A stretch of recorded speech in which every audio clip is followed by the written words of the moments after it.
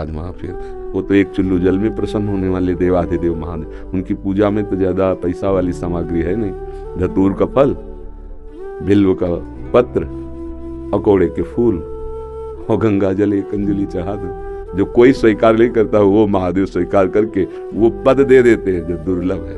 बड़े कृपालु हैं, आशुतोष हैं, औढ़रदानी हैं, करुणा समुद्र हैं। तो उनकी आराधना से ज्ञान, भक्ति, वैराग्य जो चाहे, ऐश्वर्य जो चाहे सब प्रदान कर देते हैं। और परम महान वैष्णवाचार्य भी हैं, समस्त वैष्णवों के गुरु हैं, ज्ञानियों के भी गुरु हैं और भक्तों के भी गुरु हैं। भगवान शंकर परम वैष्णवाचार्य हैं। कोई भगवान शंकर की निंदा करे सोचे हरि से प्रेम कर लेंगे, कभी नहीं। और कोई हरि की निंदा करे सोचे भगवान शंकर से प्रेम कर लेंगे, कभी नहीं। परस्पर बड़ा अनुराग है हरि हर का।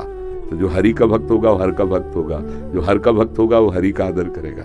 क्योंकि इष्ट प्रियता, इष्ट को क्या प्रिय है? देखो गंगा जल माथे पे धारण किए, हरि का चरणामृत है, तो हरि को देखो रामेश्वर की स्थापना करके वो आराधना कर रहे हैं परस्पर। तो ऐसे भक्त उपासक को चाहिए वैष्णवों को नमन करे, क्योंकि हरि भक्त है और इनके नमन करने से हर प्रसन्न होंगे।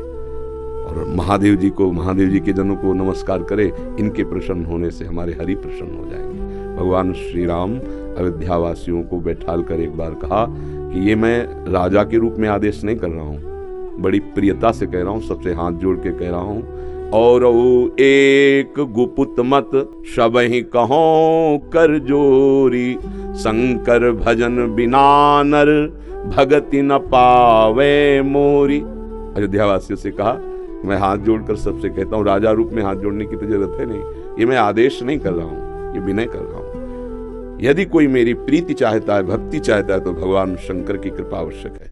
बिना भगवान शंकर की कृपा के कोई मेरी विशुद्ध भक्ति नहीं प्राप्त कर सकता। और एक गुप्त मत सबई कहो कर जोरी, शंकर भजन बिना नर भगति न पावे। और शिवद्रोही मम दास कहावा, सो नर मोह सपने ने भावा। ये तो भगवान श्री हरि की करुणा कृपा देखिए। उधर महादेव जी की, कागभूषुंडी जी अनन्य थे भगवान शंकर के, पर वो हरि की अवहेलना कर देते थे, हरि की निंदा, हरि भक्तों से द्वेष कर लेते। तो भगवान शंकर ने ही साप दे दिया। मंदिर में बैठे थे, गुरुदेव पधारे, क्योंकि गुरुदेव सदैव उपदेश हरिहर का समान रूप से करते थे, ये उनको जमता नहीं था। वो गुरुदेव से द्रोह करने लगे। गुरुदेव आए तो उठकर प्रणाम नहीं किया। भगवान शंकर को असहनीय हो गया, तू हमारे धर्म की मर्यादा का नाश करता है, मेरे मंत्र दाता तेरे गुरुदेव उन्हीं का अपमान कर रहा है। जा सहस्त्र बार अजगर की योनि को प्राप्त हो, पापी तू अजगर जैसा बैठा रहा, जा। तो गुरुदेव बड़े कृपालु, उन्होंने फिर नमामि समीसान निर्वाण रूपम ये स्तुति की और कहा प्रभु अज्ञानी है। देखो कैसे गुरुदेव माता की तरह दो, ये अज्ञानी, इस पर दया कर दो। तो कहा साप तो मिथ्या नहीं होगा, पर जन्मते मरते जो दुसरे दुख होता है वो नहीं व्यापेगा और जल्दी जल्दी इसका शरीर छूट जाएगा, पर ऐसा होगा, अजगर योनि को प्राप्त होगा। ये अगर कोई भगवान हरि की अवहेलना करके महादेव का अनन्य बनना चाहता है तो कदापि नहीं, और कोई महादेव की अवहेलना करके हरि प्रेम चाहता है तो कदापि नहीं। हरिहर एक ही है और एक दूसरे की आराधना से ये दिखाते हैं कि कैसे भक्ति की जाती है। इसलिए उठते बैठते चलते फिरते आराध्य देव का जो स्मरण है, यही सबसे बड़ी साधना है। यदि इष्ट भी महादेव हों, मंत्र भी महादेव जी के हों, तो नाम क्या जपे फिर? सांब सदाशिव, सांब सदाशिव, सांब सदाशिव, सांब अंबा के सहित भगवान शिव, सांब सदाशिव, सांब सदाशिव। हाँ, सांब सदा, जैसे सियाराम सियाराम, राधे श्याम तो सांब सदाशिव, सांब सदाशिव, सांब सदाशिव। इसमें उमा जी और भगवान महादेव जी दोनों हैं। सांब सदाशिव, अम्मा के सहित पिताजी, सांब सदाशिव, सांब सदाशिव। वो हमारे बाप है, वो हमारी अम्मा है, जगत माता और जगत पिता वही है। बहुत करुणामय है, पर जो दुष्टता करे तो फिर बहुत ही, फिर प्रलयंकर रुद्र भी वही है। उनके सामने फिर कोई अद्वितीय है, अद्वितीय शिव अद्वितीय है, चराचर जगत के स्वामी है, करुणा के समुद्र है। पर वो दंडता करे और हेलना करे तो फिर रुद्र है, फिर बड़े भयंकर भी हैं। इनको इनकी सेवा पूरी सृष्टि की जो है वो लय सेवा है। जैसे ब्रह्मा रूप में आप सृजन करते हैं, हरि रूप में पालन करते हैं, तो रुद्र रूप में आप उसका संहार भी करते हैं। आप ही लय करते हैं, लय के अधिष्ठात्र हैं, सृष्टि के सृजन के अधिष्ठात्र ब्रह्मा जी हैं, पालन के भगवान विष्णु हरि हैं और लय के महादेव जी, और बहुत करुणामय है, बहुत करुणामय है। वो श्लोक है कर्पूर गौरम करुणा अवतारम, साक्षात मानो करुणा ही अवतार धारण करके इसी रूप में विराज। महर्षि आप 20 वर्ष बनारस में रहे और कट्टर उपासक रहे हैं, मतलब भोले बाबा और माँ पार्वती जी के। तो महर्षि आपके कोई अनुभव जो हमारे साथ जैसे साधकों को, हम बस इतना ही समझते हैं कि अगर अनन्य हो जाए तो आगे का मार्ग अंदर महादेव जी खोल देते हैं, वो ज्ञान समुद्र है। बस साधक को चाहिए कि इष्ट के अनन्य हो जाए। हम कभी नहीं जानते थे वृंदावन, कभी ये सब ऐसे स्फुरित हुआ कैसा होगा वृंदावन। काशी में तुलसी घाट में बैठे हैं, बहुत बड़ा पीपल का वृक्ष है उसी के, अब ध्यान हमारा अलग है, एकदम स्फुरित होता है कैसा होगा वृंदावन, पहला स्फुरन, ये कैसे हो रहा है। फिर मन में रास की जागृति कराई गई, फिर वृंदावन भेजे गए। अपने को जब हवाले कर दिया महादेव जी के, अब वो कहाँ ट्रांसफर करते हैं, कैसे पहुंचाते हैं, ये हमने देखा है, किया नहीं है। हम तो उनके आश्रय वृत्ति में थे, उन्होंने ही किया। उपासक को चाहिए आराध्य देव का अनन्य होकर उनकी उपासना में अपने जीवन को बेच दे, बिका हुआ जीवन। फिर जो रंग आता है वो बहुत जोर का रंग होता है। अपना महत्व, अपना अस्तित्व महादेव जी के हाथ में दे दे, फिर वो चलाते हैं, वो संभालते हैं। एक भी वृत्ति अन्य न हो, वो अनन्य भाव से आराध्य देव का चिंतन होने लगे तो चमत्कार प्रकट हो जाएगा, जीवन दिव्य हो जाएगा। बस लगा रहे। अभी तो वृत्ति गई, हट गई, फिर आई, फिर हट गई, ऐसे हो रहा है। वृत्ति ऐसी हो जाए जैसे दीवाल घड़ी से सेल हटा ले तो सेकेंड मिनट की सब सुई ठप हो गई ना, ऐसे ठप हो जाए मन, वृत्तियां भगवदाकार, फिर कुछ शेष नहीं रह जाता, सब जागृत हो जाता है। तो अपने आराध्य देव के अनन्य होकर नाम जप करे, उनके अधीन रहे, वो सब ठीक कर देते हैं। तो महादेव का मंत्र जपते जपते राधा रानी तक का मंत्र कैसे करने लगे फिर आप? वही है, वही हमको भेजे, बताया ना, जैसे लड़की को पढ़ा लिखा के सुंदर सजा के वर के हाथ में दे दिया जाता है, वर अपने देश ले आता है। तो ऐसे अम्मा बप्पा हमारे महादेव वहां सजाया, श्रृंगार किया और राधा वर के हाथ दे दिया। अब ये है कि सब कुछ सजाया महादेव जी ने और स्वीकार किया राधा वल्लभ लाल ने, राधा वर ने, अब उनकी हो गई। मैं चाहती भी हूँ राधा राधा जपना, लेकिन फिर महादेव तक पहुंच जाता। तो अपनी चाह से थोड़ी होता है। अब पाणी ग्रहण नहीं हुआ अभी, इसीलिए है जिस दिन से महादेव जी ने पाणी ग्रहण को हाथ पे हाथ धर के दे दिया उन्होंने, उस दिन से एक चुल्लू जल ऐसे कभी नहीं। क्यों? क्योंकि उन्हीं का आदेश है, जहां लगा दिया अनन्य। अब अतरे दिन अटैची लेके अपने पति को छोड़कर अगर मायके में लड़की खड़ी रहे तो क्या कहेगा पिता, यार काय को नाक कटवा रहे। जब एक बार तो पति के साथ आओ, अगर आला है उसकी अनुमति से आओ, तेरे दिन थोड़ी भागना है। अब हमको महादेव जी ने दे दिया राधावर को, रसना कटो जो अन रटो, निरख अन फुटो नयन, श्रवण फुटो जो अन सुनो, बिन राधा जस भय। अब तो राधा राधा राधा राधा राधा राधा। तो जानते हो हफ्ता नहीं बीतता महादेव जी का प्रसाद आता रहता है, रुद्राक्ष, बिल्व पत्र, चरणामृत, काशी से आता है। और आप हमारे कमरे में देखेंगे तो आधा कमरा रुद्राक्ष से भरा हुआ है, ऐसे बड़े बड़े वो टंगे, उनमें बड़े इतने माला हो गए रुद्राक्ष के, क्योंकि आते ही रहते काशी से। तो बेटी को जैसे भेंट पहुंचती रहती है मायके से, वैसे आते रहती है। उनका प्यार आता रहता है। तो ये अंदर की बात है, आपने ऐसे पूछा तो इसलिए बता दिया। हाँ, अब यहाँ राधावर का अधिकार है। सजाया उन्होंने, संवारा उन्होंने, बड़ा उन्होंने किया, पर पाणी ग्रहण कर दिया, दे दिया। अब हमारा कर्तव्य होता है कि जहां हमारे स्वामी ने समर्पित किया है मन वचन कर्म से, तो इससे वो भी प्रसन्न, और ये तो हमारे है वो ही गए। पर ये बात है, हमारा परिचय नहीं है यहाँ उन्होंने अर्पित किया, और उन्हीं के नाते से वो हमें प्यार कर रहे हैं, वो हमें स्वीकार कर रहे हैं। हम इनके योग्य थोड़ी जिनके पास है, नहीं, ये महादेव जी के नाते से हमें स्वीकार कर रहे हैं। बड़ी जगह से समर्पण हुआ ना, इसलिए हमारी सामर्थ्य कहाँ कि हम किशोरी जी से प्यार कर सकते, लाल जी से प्यार कर सकते। ये तो महादेव जी के संबंध से वो रीझ गए, संबंध से रीझते और स्वीकार कर लिया। बस ये पारसमणि छू गई तो जंगहा लोहा स्वर्ण बन गया, स्वर्ण बन के मुकुट बन के चमकने लगा। और ये खेल है, तो ऐसे महादेव परम गुरु उनको समर्पित हो जाए। ऐसे प्रभु के रहते हुए हम नाशवान एवं दुख देने वाले सांसारिक पदार्थों में फंसे हैं, और फंस ही नहीं रहे, प्रभु से मांग रहे हैं। आश्चर्य की तो बात यह है कि हम प्रभु का भजन करते हैं, प्रभु को रिझाते हैं और मांगते हैं ऐसे विषय जिनकी सत्ता ही नहीं, नाशवान विषय। मान बढ़ाई, आराम, निरोगता, शरीर स्वस्थ रहे, सुखी रहूं, सुविधा मिले, धन संपत्ति रहे, अनेक प्रकार के जो चाहूं, जब चाहूं, जैसे चाहूं भोग पदार्थ मिलते रहे। ये बड़ी भारी दुर्गति, बड़ी भारी बाधा। प्रभु से मांग रहे हैं, प्रभु से, प्रभु को नहीं मांग रहे हैं कि आप मिल जाओ। प्रभु से मांग रहे हैं आराम, बढ़ाई, मान प्रतिष्ठा, रुपया पैसा, भोग सामग्री, लड़का बच्चा, पत्नी, परिवार, शरीर स्वस्थ रहे। ये भगवत प्राप्ति की उत्कट अभिलाषा जागृत ना भी हो और आपका नाम चल रहा है तो घबराने की जरूरत नहीं है, आगे चलकर वो आ जाएगा। नाम चल, भगवान कहते हैं व्यवसायत्मिका बुद्धि रेके है, जो निश्चयात्मिका बुद्धि होती है वो एक होती है। अतः नाम चल रहा है तुम्हारे हृदय में तो एक दृढ़ निश्चय हो जाएगा कि नामी भगवान का दर्शन चाहिए। दृढ़ निश्चय हो जाएगा कि मुझे संसार के अच्छा नहीं लगेगा, टिकता ही नहीं है, विवेक के आगे नहीं टिकता है, तुरंत विवेक काट देता है। अभी भोगा तो फिर थोड़ी देर बाद फिर क्या होगा? हाँ, फिर क्या होगा? फिर वही अशांति। तो हमको ऐसा चाहिए जो निरंतर सुख मिलता रहे। विवेक काट देता है तुरंत, ये अभी क्षण मात्र में खत्म हो जाएगा, फिर तो भगवान ही है। तो हम क्षण मात्र के लिए भगवान को क्यों छोड़े? वो विवेक भोगों को टिकने नहीं देता।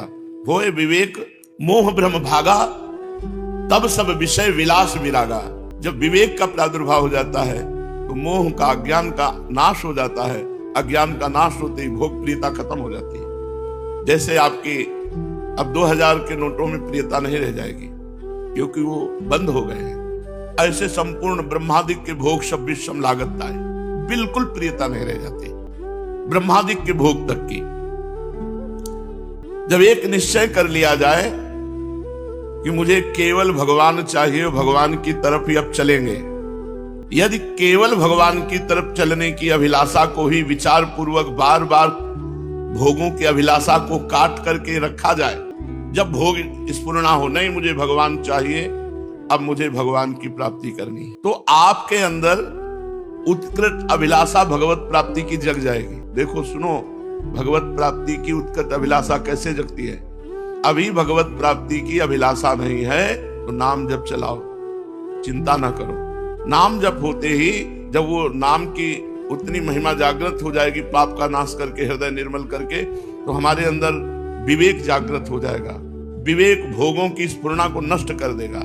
बार बार हमारे हृदय में आएगा मुझे भगवान चाहिए, अब मुझे भगवत प्राप्ति चाहिए। जहां ये उत्कृष्ट अभिलाषा जागृत हुई कि प्रभु को विचलता हो जाएगी, ये प्रभु नहीं सह सकते। उनसे कोई मिलना चाहे और प्रभु चैन से रह सके, ऐसा नहीं।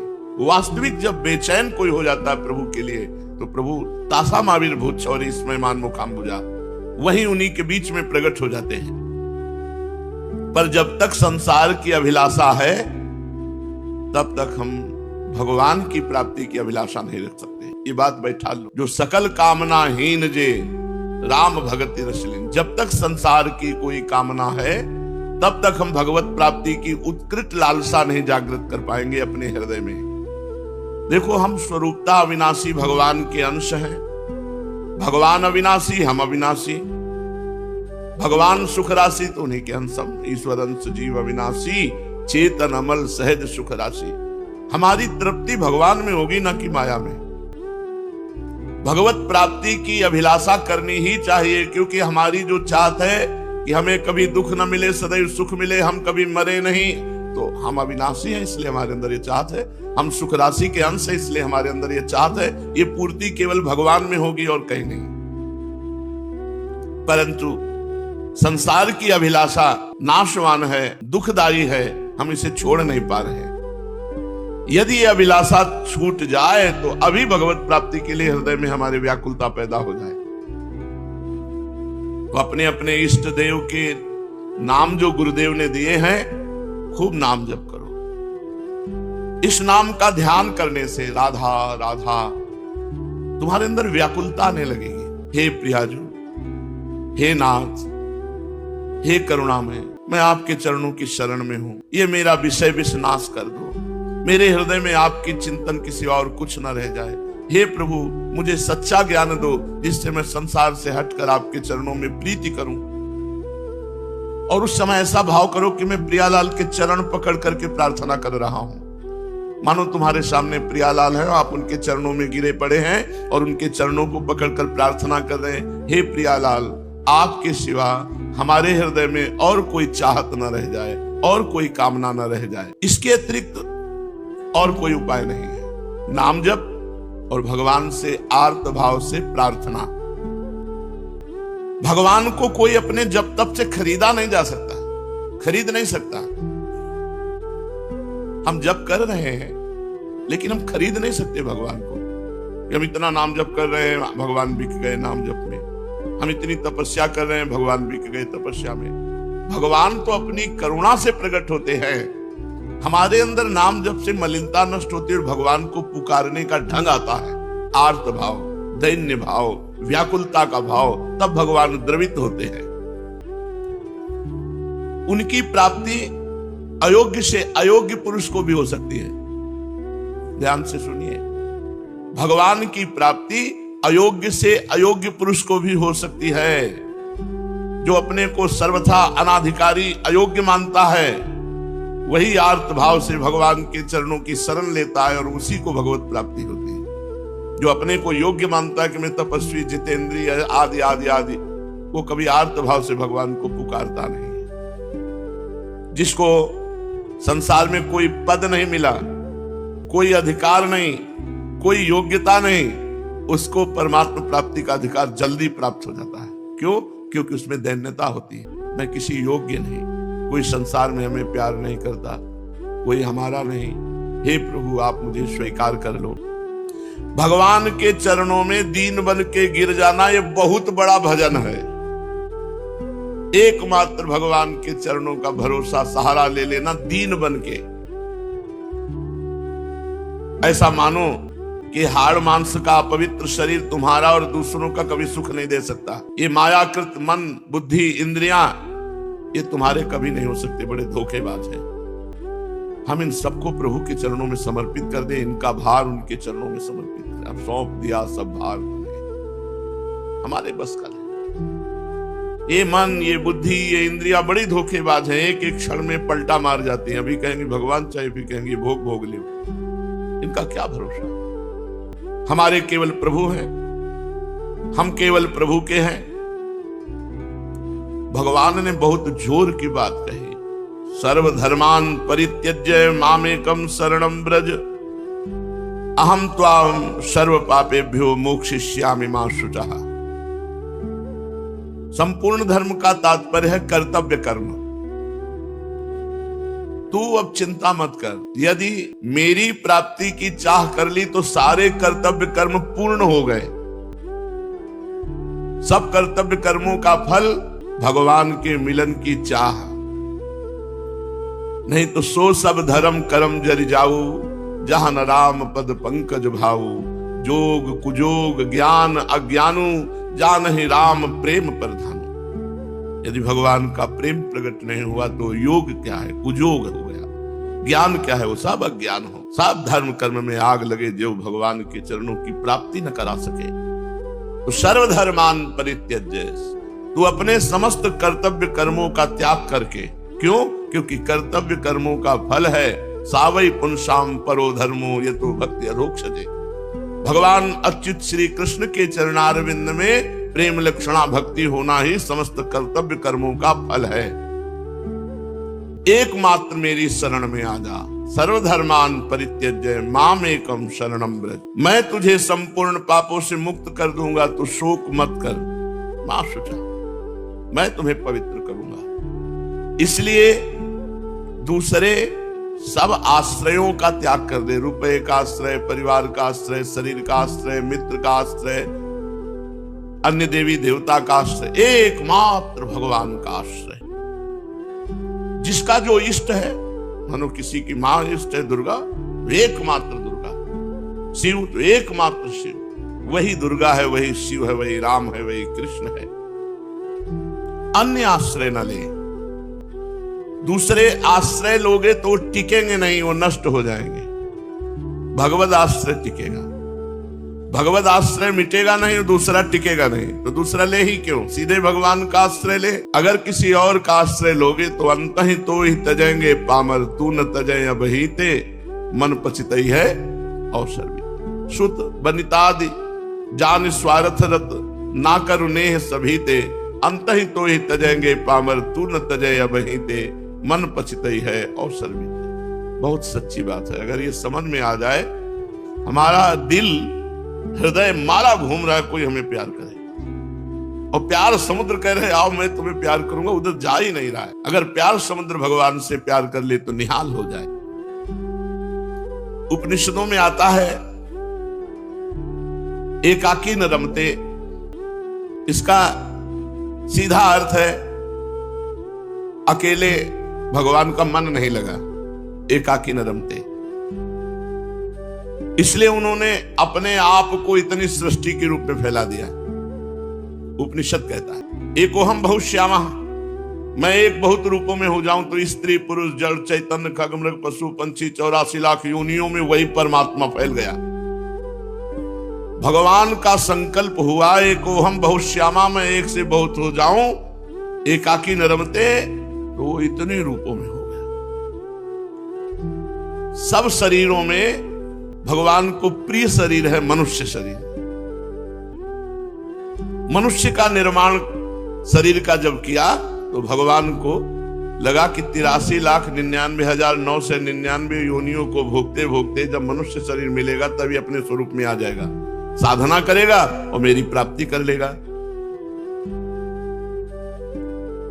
भगवान ने मनुष्य को ऐसी योग्यता दी है जिससे वो भजन करके ज्ञान प्राप्त करके इस संसार से मुक्त हो सकता है, भगवान की सेवा करके प्रेम प्राप्त कर सकता है। ये संसार की आवश्यकता की पूर्ति के लिए मानव देह नहीं मिला, ये भगवान की प्राप्ति के लिए मिला है। भगवान की भूख तुम्हारे अंदर है, लेकिन उसकी पूर्ति तुम भोगों से करना चाहते, इसलिए कभी नहीं मिटेगी वो। मुझे सुख चाहिए तो हम खूब भोग भोग रहे हैं, लेकिन वो नहीं मिल रहा जो चाहिए। वो चाहत ज्यों की त्यों बनी हुई है, क्योंकि उसकी पूर्ति होगी भगवान की प्राप्ति से, वो भोगों की प्राप्ति से नहीं होगी। भगवान की भूख भगवान की प्राप्ति से मिटेगी, भगवान की भूख भोगों की प्राप्ति से नहीं मिटेगी। भूख है भगवान की, हम अनजाने में भागे चले जा रहे हैं भोगों की तरफ कि वो भूख मिट जाए। सब भोग भोगते हैं लेकिन फिर वही भोगने की चाह। क्यों? क्योंकि हमें भगवान की प्राप्ति से वो भूख मिटेगी ये पता नहीं है। हमें पता है कि ये जो मेरी सुख भोग की चाह है ये संसार से मिटेगी, तो भागे घूम रहे हैं, रुपया पैसा स्त्री धन मकान सब भोग भोग रहे, वो मिटी नहीं रही, क्योंकि वो मिटेगी भगवान से। भगवान की भूख जब भगवान मिल जाएंगे तब निहाल हो जाओगे। तुम्हारी भूख केवल भगवान से मिटेगी, और किसी को भी भगवान ने ये योग्यता नहीं दी 83,99,999 योनियों में कि वो साधना करके भगवत प्राप्ति कर ले। ये देवताओं को भी सौभाग्य नहीं है। भगवान की भूख केवल मनुष्य शरीर में प्रकट होकर के साधना करके भगवान की प्राप्ति की जा सकती है। मनुष्य देह की भूख है भगवान, और भगवान की भूख है प्रेम। भगवान के प्रेम के भूखे हैं भगवान, और प्रेम तब प्रकट होता है जब सर्वत्र से मन हटाकर एकमात्र भगवान में लगा दिया जाए। सर्वत्र से मन तभी हटता है जब खूब सत्संग सुने और ये विवेक जागृत हो जाए कि हमारी मांग भगवान है ना कि संसार। प्रेम एक ऐसी विलक्षण चीज है जिसकी आवश्यकता चराचर सबको है। एक होती है आसक्ति और एक होता है प्रेम। किसी से जब अपने स्वार्थ को रख करके हम स्नेह करते हैं तो उसे आसक्ति कहते हैं। अपने स्वार्थ की पूर्ति के लिए दूसरे से जो स्नेह किया जाता है उसे कहते हैं आसक्ति। राग, काम, मोह, वासना, इच्छा, चाहत जो पतन करने वाली है, नरकों में ले जाने वाली है, और जो सामने वाले को सुख देने की इच्छा से आसक्ति की जाती है उसे कहते हैं प्यार, उसे कहते हैं प्रेम। सामने वाले से सुख लेने की इच्छा से जो स्नेह किया जाता है उसे आसक्ति कहते हैं। वही काम कहलाती है, वही राग कहलाती है, वही मोह कहलाती है, ये नरक ले जाती है। और जब सामने वाले को सुख देने की हमारे अंदर स्नेह वृत्ति होती है उसे कहते हैं प्रेम। सुख देने का भाव प्रेम कहलाता है। आसक्ति में लेना, काम में लेना, राग में लेना और प्रेम में देना, प्राण दे देना, तन मन दे देना, सब भाव। दूसरों को सुख देने की केवल भावना मनुष्य शरीर में बनाई जा सकती है, अन्य किसी योनि में नहीं। भगवान ने मनुष्य को इतनी सामर्थ्य दी है कि वो भजन से दुनिया मात्र का कल्याण कर सकता है। एक भजन करके पूरी दुनिया का कल्याण कर सकता है, इतनी सामर्थ्य दी है। अपना कल्याण कर ले ये तो बात सहज है, पूरी दुनिया का कल्याण सात सा लोकांतारयति। इतना ही नहीं, मनुष्य शरीर भगवान की आवश्यकता की पूर्ति कर सकता है। भगवान की आवश्यकता की पूर्ति। जब हम भाव में भरकर भगवान को भोग लगाते हैं, भगवान को शयन कराते हैं, भगवान को उठाते हैं, भगवान को, तो मानव शरीर के द्वारा भगवान की आवश्यकता की पूर्ति। भगवान की क्या आवश्यकता है? भाव। भाव का भूखा हूं मैं, भाव ही एक सार है। भाव से मुझको भजे तो भाव से बेड़ा पार है। भाव बिन सुनी पुकारे मैं कभी सुनता नहीं, भाव पूरी तेर ही करती मुझे लाचार है। भाव का भूखा हूं मैं। भगवान की आवश्यकता है भाव, और ये भाव मनुष्य शरीर में ही भजन करके बनता है। मनुष्य भगवान की आवश्यकता की पूर्ति कर सकता है, अपने या संसार की तो बात जाने दो, यहां तक कि वो भगवान का बाप बन सकता है। भजन करके जब वात्सल्य भाव आया तो भगवान पुत्र बन गए और वो पिता बन गए। मां बाप बन सकता है, भगवान का बाप बन सकता है मनुष्य शरीर। कितनी बढ़िया बात कह रहे, भगवान का बाप। देखो दशरथ जी, नंद बाबा, वसुदेव जी, बहुत से ऐसे महापुरुष हुए जो भजन के प्रभाव से भगवान को पुत्र रूप में पाया। करदम जी, जिनके पुत्र भगवान कपिल देव जी हुए। यहां तक कि जगत गुरु भगवान का गुरु बन सकता है। संदीपनी जी, विश्वामित्र जी, वशिष्ठ जी, ये मनुष्य शरीर प्राप्त करके भजन के प्रभाव से भगवान के गुरु बने। भगवान का मित्र बन सकता है, अष्ट सखा भगवान के, और सखा भाव वाले मनुष्य शरीर में ही तो सखा भाव किया जाता है। और भगवान का इष्ट भी बन सकता है। सबके इष्ट भगवान, और भगवान का इष्ट बन सकता है। अर्जुन जी से भगवान कहते हैं इष्टोष में दृढ़ मिति, तू मेरा निश्चित इष्ट है, अर्जुन से कहते हैं। जैसे पुत्र अलग हो जाए तो माँ बाप चाहते हैं कि वो हमारे पास आ जाए, ऐसे ही जीव जब भगवान से बिलग होकर माया में चला गया तो भगवान की चाहत हो गई कि लौट आवे, हमारी माया से हटकर लौट आवे। तभी कहते ममई वांशो, तू मेरा अंश है, आ जा, मन मना भव मत भक्तो माध्यादि माम नमस्कुरु। सुन ही नहीं रहा, भागा चला जा रहा है रुपया पे प्लानिंग चल रही दिमाग में। जिसके देखो उसके प्लानिंग चल रही दिमाग में, सब उन्नति में लगे हैं और मर गए चले गए। फी जन्म में भी प्लानिंग है, प्लानिंग है सैकड़ों जन्मों की, ऐसा लगता है। इतनी मोटी सरिया लगाओ, गिरने ना पावे मकान, कम से कम 200 वर्ष चले।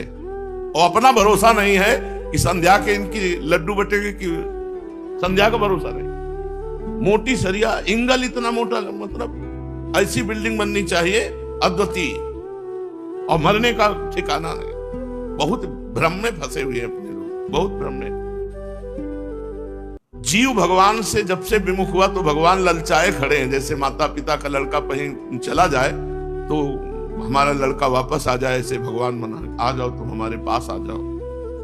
भगवान की भूख है कि तुम भगवान की तरफ चलो। इस भूख की पूर्ति हर मनुष्य कर सकता है, दूसरे शरीरों में नहीं हो सकती।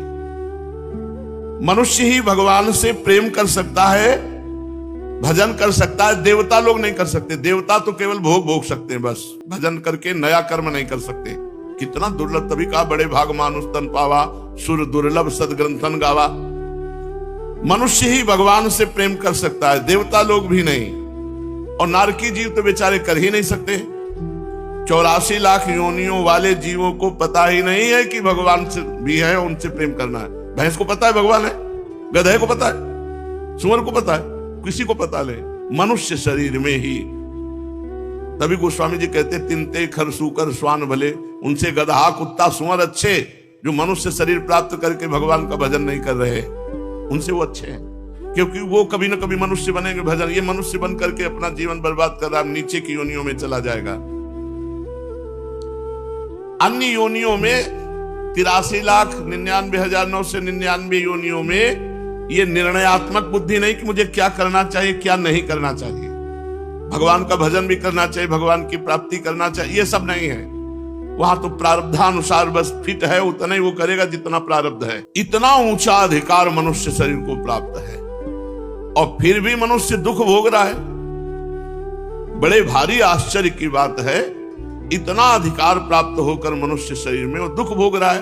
होश ही नहीं है कि मेरे में कितनी योग्यता है। भगवान ने सबसे बड़ी योग्यता मनुष्य शरीर को दी है। ऊंचे से ऊंचा बन सकता है मनुष्य, यहां तक कि भगवान का मुकुट और मुकुट की मणि बन सकता है। मैं हूं भक्तन को दास और भगत मेरे मुकुट मणि, पग चापूं और सेज बिछाऊं नौकर बनूं हजाम, हाकूं बैल बनो गढ़वारो बिना तनख्वाह रथवान, यही तो मेरे मन में ठनी भगत मेरे मुकुट मणि। आप कृपा करके मेरी बात में ध्यान दो, बड़ी विलक्षण बात कह रहा हूं कि मनुष्य शरीर में जो योग्यता है वो देवताओं में भी नहीं है। जितने भक्त हुए हैं वो सब मनुष्य योनि में ही हुए हैं, मनुष्य शरीर से तो भजन किए। इतने ऊंचे दर्जे के हुए, भगवान उनके चरण चापे, भगवान उनके सेवक बन गए, भगवान उनके नौकर बन गए। संसार के आदर को ही बड़ा समझते हैं, लेकिन उन मनुष्यों को देखो जिन्होंने भजन किया तो भगवान ने उनका आदर किया। भक्तों का आदर स्वयं भगवान करते हैं। कितनी विलक्षण बात है, कितना बड़ा आदर। अर्जुन रथी बने बैठे हो, भगवान सारथी बने बैठे। जहां अर्जुन के जूता है वहीं भगवान बैठे। सारथी जब खड़ा होता है तो कहां बैठता है? रथी के चरणों के पास। रथी ऊपर होता है, सारथी नीचे। विचार करो, जिनकी चरण रखने की चौकी को ब्रह्मा शंकर आदि नमस्कार करते हैं, वो अर्जुन के चरण रखने की जगह पर बैठे हुए। भगवान सारथी बन गए, नौकर बन गए त्रिलोचन जी के यहां। भगवान ने जूठन खाई, जूठन उठाए, घर का काम धंधा किया। जिस तरह माता अपने बच्चे का पालन करके प्रसन्न होती, इसी तरह भगवान अपने भक्तों की सेवा करके प्रसन्न होते हैं। भगवान का भक्तों के प्रति एक अलौकिक प्रेम होता है। जैसे चारे में गोमूत्र या गोबर की गंध भी आ जाए तो गाय वो चारा नहीं चरती, परंतु अपने नवजात बछड़े को जीभ से चाटकर साफ कर देती है। वास्तव में वह बछड़े को साफ करने के लिए ही नहीं चाटती, इसमें उसे खुद को एक आनंद आता है कि मेरा बच्चा है। उसके आनंद की पहचान है कि अगर आप बछड़े को धोकर साफ कर दोगे तो गाय का दूध कम हो जाएगा। वो जब चाटेगी बछड़े को तो दूध ज्यादा देगी।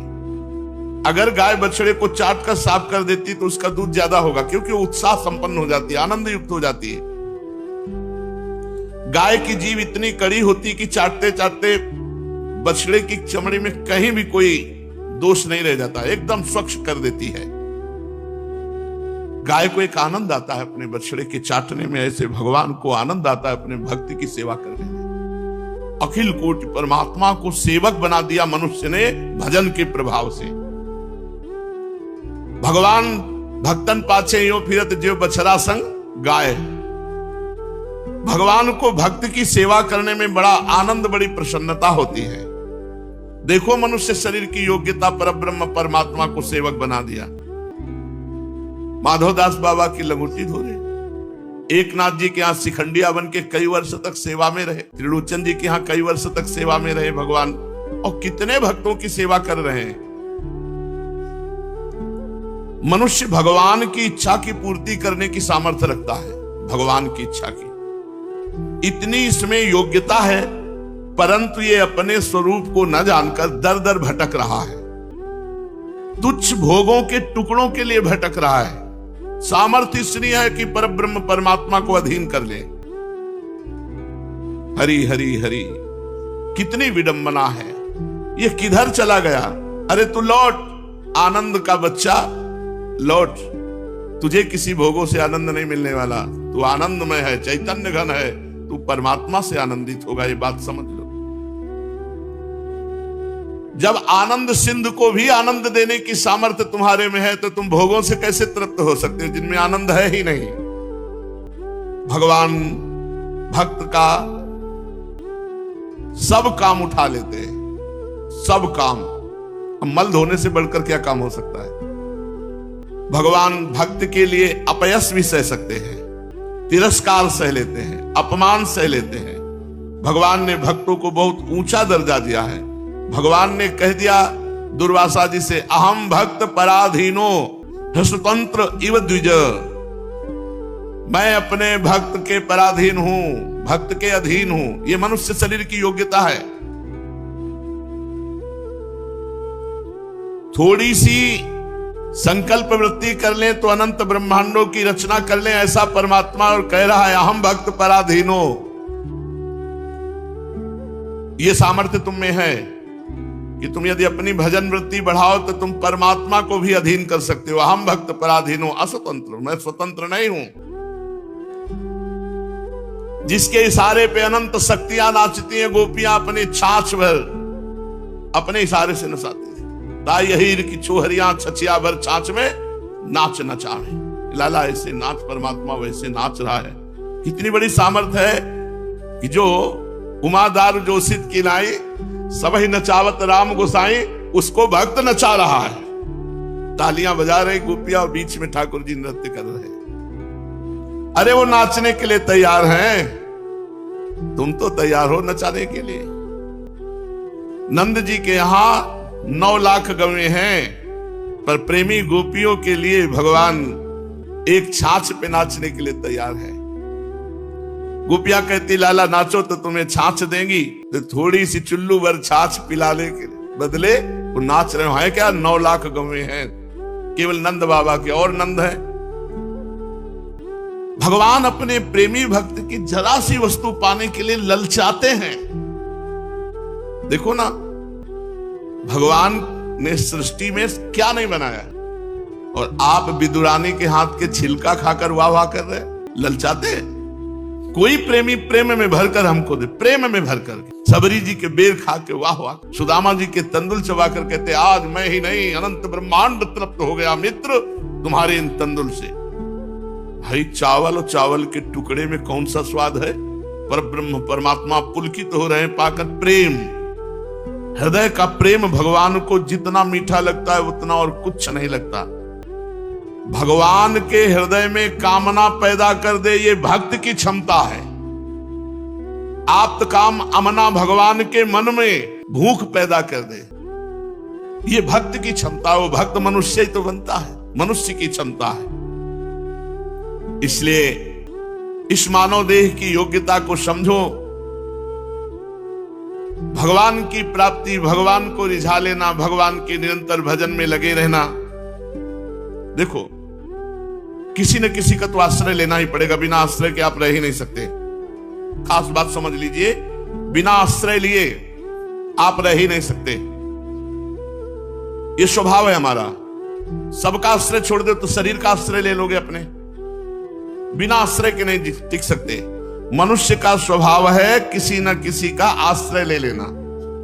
जीव मात्र आश्रय से जीवित है, किसी न किसी को आधार बनाना चाहता है। ऐसा स्वभाव क्यों? क्योंकि वो परमात्मा का अंश है।